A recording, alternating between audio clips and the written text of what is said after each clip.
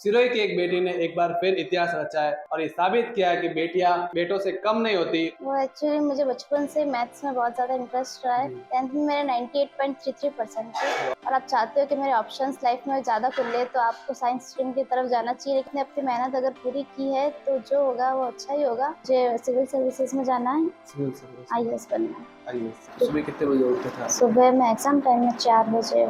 जैसे कि रिजल्ट आने वाला है, वो माहौल कैसा? फर्स्ट थिंग इज डिसिप्लिन, दूसरी चीज़ है कंटिन्यूटी और तीसरी चीज़ है सबसे ज़्यादा काम रहना है। ओवर थिंकिंग नहीं करनी है और मतलब एकदम ऐसे हाइपर नहीं होना चाहिए चीज़ों को लेकर। जस्ट काम, डिसिप्लिन और करते रहो मेहनत।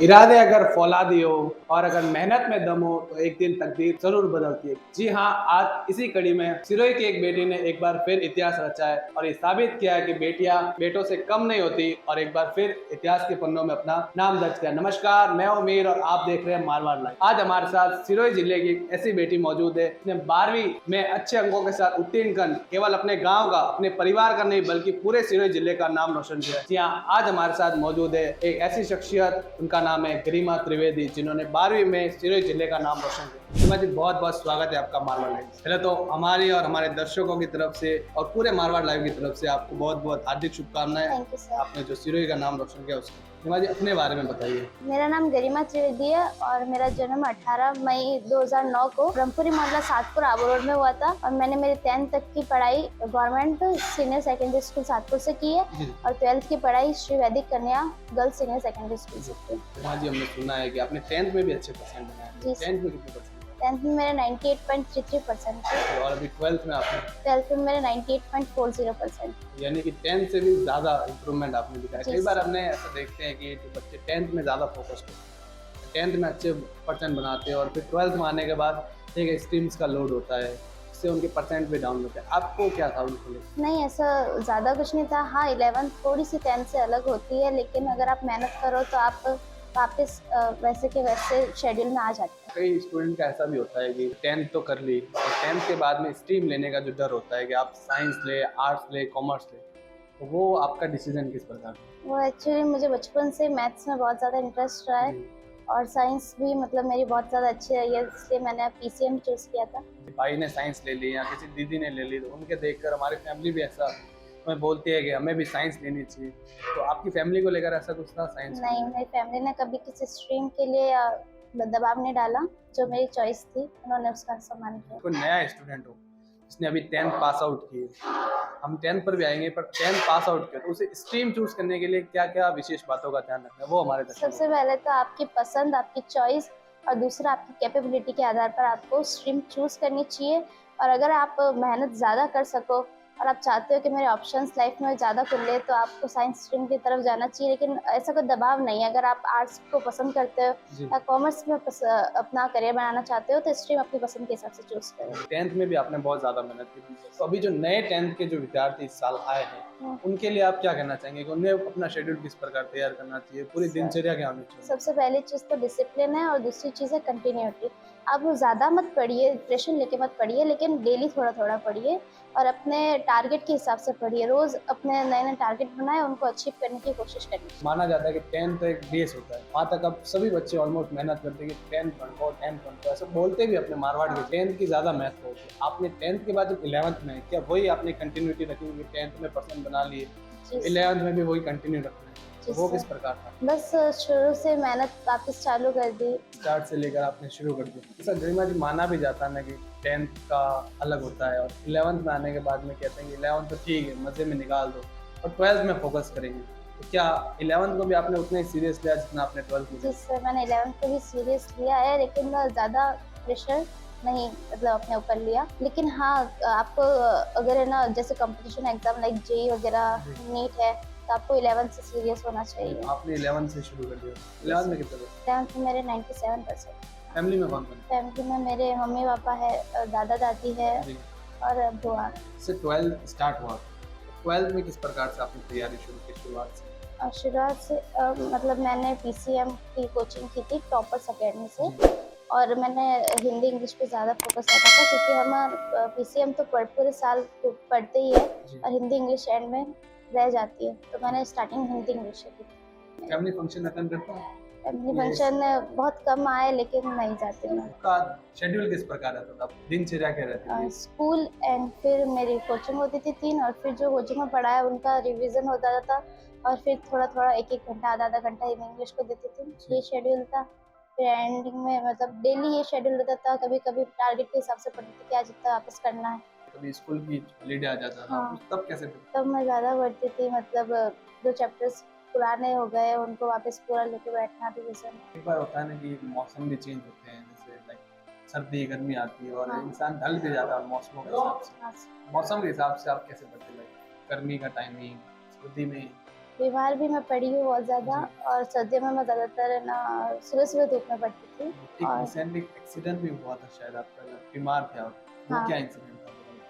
वो बीमार मैं 2-3 दिन से बहुत ज़्यादा पड़ गई थी, और है ना 11th एंडिंग में वो स्टोन की प्रॉब्लम हुई थी, तब बीमार पड़ी थी, तो पढ़ाई थोड़ी कम हो पाई, लेकिन फिर वापस दवाई वगैरह फिर जब आप बीमार थे रिकवर हो तब भी आपने इतने अच्छे परसेंट स्कोर किए। कई बार स्टूडेंट होते हैं जो नॉर्मल होते हैं, पूरे हाँ। साल नॉर्मल होते हैं, उनके पेरेंट्स भी वो कहते हैं पढ़ो और पैसा भी खर्चा भी करते हैं, तभी वो लोग पढ़ते नहीं, तो उन्हें क्या करना चाहिए? एक फैमिली का सपोर्ट हो, उनके स्टूडेंट्स के लिए क्या करना चाहिए?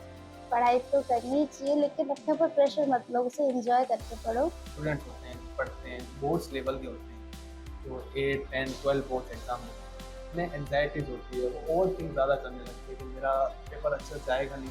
तो कई बार ऐसा देखा भी गया है कि ओवर थिंक ज़्यादा करने से पेपर तो कोई ना कहीं इफेक्ट करता है। तो आप किस प्रकार से इन चीज़ों को? ओवर थिंक तो एक्चुअली नहीं करना चाहिए। आपने अपनी मेहनत अगर पूरी की है तो जो होगा वो अच्छा ही होगा। अगर पेपर बहुत ज़्यादा टफ आ रहा है तो मतलब आप अकेले नहीं हैं, सारे स्टूडेंट हैं, लाखों स्टूडेंट हैं, सबके साथ वही चीज़ हो रही है, तो बस यही सोच के जाना चाहिए पेपर में कि जितना मेहनत किया है वो अच्छा है, बेस्ट है, और जो होगा वो अच्छा होगा। सर ऐसा होता है ना कि जब स्टार्टिंग फेज होता है और जब हमारे नंबर आ रहे होते हैं, और एक प्रेशर भी होता है कि हम 10th में इतना अच्छा स्कोर किया और 12th में भी वैसा ही परफॉर्मेंस करना है, उससे बेहतर परफॉर्मेंस करना है, तो वो आपके कहीं जहन में था कि 10th में इतने बना लिए तो अब मेरे पास कहीं एक्स्ट्रा लोड है कि अब उससे ज़्यादा आएंगे, नहीं तो फिर वही दुनिया क्या कहेगी वाला। सोचा तो मतलब ऐसा नहीं था कि मुझे उतने ही लाने हैं, बट था कि मेहनत करनी है क्योंकि 12th के परसेंटेज बहुत ज़्यादा वैल्यू भी करते हैं, और आगे मेरे करियर और फ्यूचर में मेरे को अच्छी कॉलेज मिले उसके लिए मेहनत करनी है।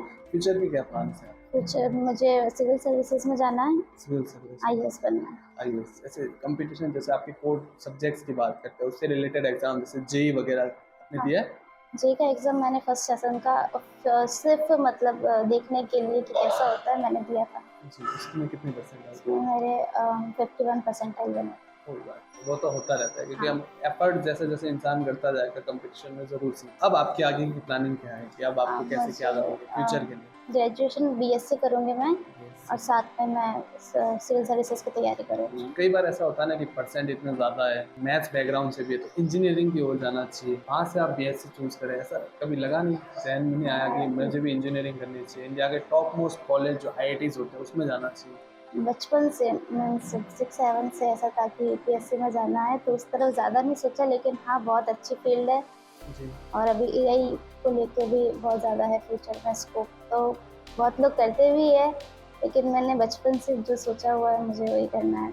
अब स्टूडेंट जो 12th में आए उन्हें किस प्रकार से प्रिपेयर करना है, उनको क्या कहना चाहेंगे कि अब जो आपके जूनियर्स हैं उनको क्या सीख देना चाहेंगे? बस स्टार्टिंग से ही लगे रहो, धीरे धीरे मेहनत करो, पहले मतलब शुरू से मतलब पढ़ने की आदत डालो, तो एंडिंग में आपकी सिटिंग कैपेसिटी भी बढ़ेगी और लोड भी कम पड़ेगा। दिन में कितना घंटे पढ़ते थे? घंटे वाइज तो नहीं मतलब ऐसे स्टार्टिंग में मतलब हो जाते थे 3-4 घंटे की पढ़ाई, जब स्टार्टिंग बेस था, फिर स्कूल जाना कम कर दिया था एकदम, जी। फिर पढ़ना मतलब पढ़ती थी मैं 6-7 घंटे, और मतलब ऐसे टारगेट वाइज होता था। एग्जाम टाइम में कैसे करते थे आप? एग्जाम स्टूडेंट का होता है ना कि जल्दी उठकर पढ़ेंगे, कईयों का होता है कि लेट नाइट तक पढ़ेंगे और सुबह एग्जाम देंगे, आप कैसे प्रिपेयर? मैं शुरू से मॉर्निंग में पढ़ती हूँ, जी क्योंकि नाइट में मतलब है ना ब्रेन बहुत ज़्यादा थक जाता है, मेरा ऐसा मानना है। जी। और सुबह आपका माइंड फ्रेश होता है और जो चीज़ आपको याद करने में बहुत ज़्यादा टाइम लगता है वो बहुत कम समय में आप समझ सकते हो सुबह।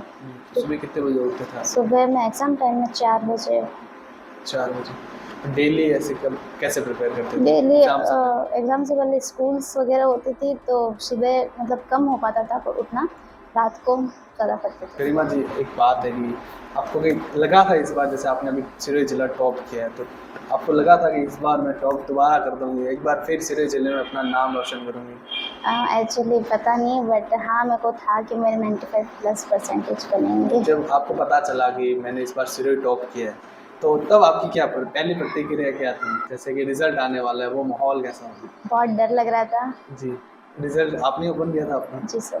जी, फिर परसेंटेज आया, आपने फैमिली में सबसे पहले किसको बताया? मम्मी को, क्योंकि मम्मी पास में ही थे। अच्छा। और फिर मतलब आसपास भी लोग आए थे पूछने, और फिर तुरंत मतलब एज स्कूल का स्टाफ और इंटरव्यू वगैरह, तो बहुत ज़्यादा हेक्टिक भी था दिन, थक भी गई थी बहुत। फ्रेंड्स वगैरह हैं आपके, वो किस प्रकार स्टडी में हेल्प करते थे आपकी? जब भी कुछ भी मतलब चाहिए, नोट्स वगैरह कुछ भी चीज़ अगर नहीं समझ में आई हो तो बहुत अच्छे फ्रेंड से मेरे समझाया उन्होंने।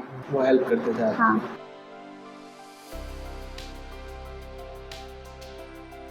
फैमिली का भी सपोर्ट रहा, टीचर्स को किस प्रकार सपोर्ट रहा इस पूरी जर्नी टीचर्स में का आपकी? भी बहुत सपोर्ट रहा है, मतलब स्कूल्स के टीचर्स का भी रहा है, और सबसे ज़्यादा स्पेशली कोचिंग के सर्स का रहा है। जी।